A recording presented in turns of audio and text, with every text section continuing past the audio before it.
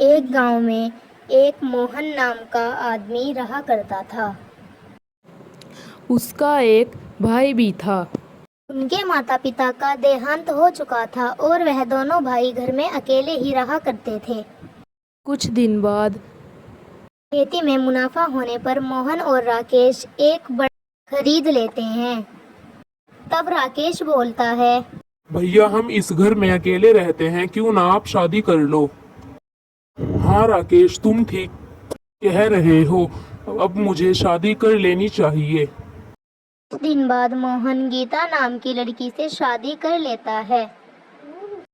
अब राकेश अपने भाई को कहता है कि भैया अब मेरा शहर जाने का वक्त आ चुका है। तब मोहन बोलता है, हाँ राकेश, तुम्हें अब शहर चले जाना चाहिए। ना कहकर राकेश शहर के लिए रवाना हो जाता है। 7 साल बाद मोहन और गीता का एक बच्चा होता है जिसका नाम चिंटू होता है। अब गीता मोहन से बात करती है कि अब हमें राकेश की शादी करवा देनी चाहिए, हमें उसके लिए लड़की ढूंढनी होगी। अब राकेश घर लौट आता है। वह अपने भैया से बोलता है कि या मैंने एक लड़की पसंद कर ली है जिसका नाम सिमरन है और मैं उसी लड़की से शादी करूंगा। तब उसके भैया भाभी बोलते हैं कि हम तुम्हारी सिमरन से ही शादी कराएंगे।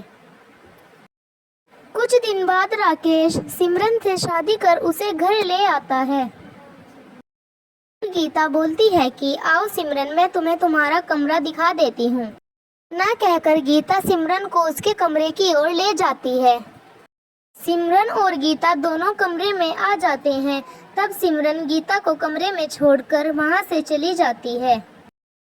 अरे वाह, ये तो एकदम एसी वाला रूम है, इसमें तो सोने में कितना मजा आएगा। मेरे पति के भाई कितने अमीर हैं। कुछ दिन बाद मोहन के खेत में आग लग जाती है। मोहन बहुत निराश होता है।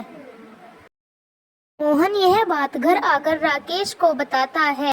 तब राकेश बोलता है कि भैया आप परेशान मत हो, मैं कुछ करता हूँ।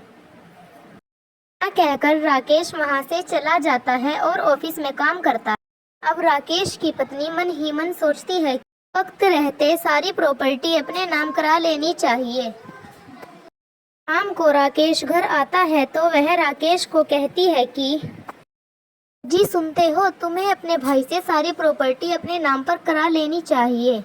राकेश उसकी बातों में आ जाता है। क्या मेरी प्रॉपर्टी मेरे नाम पर कर दीजिए।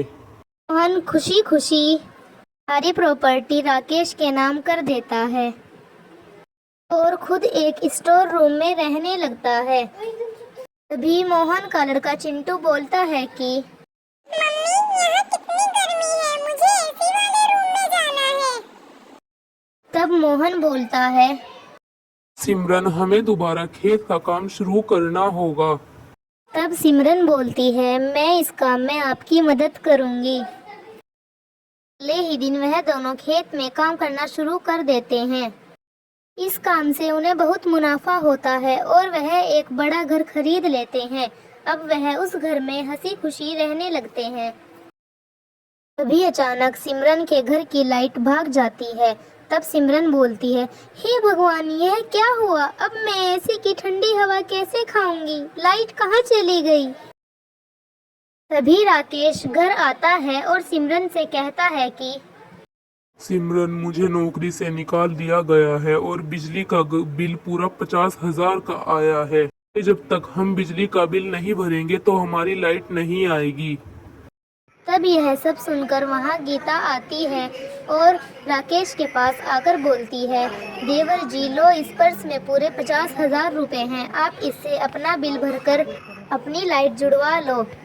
यह सुनकर राकेश और सिमरन बहुत शर्मिंदा होते हैं और सिमरन को अपनी गलती का एहसास होता है कि मैंने अपनी भाभी के साथ बहुत गलत किया और इतना कुछ होने के बाद भी उन्होंने हमारी इतनी मदद की।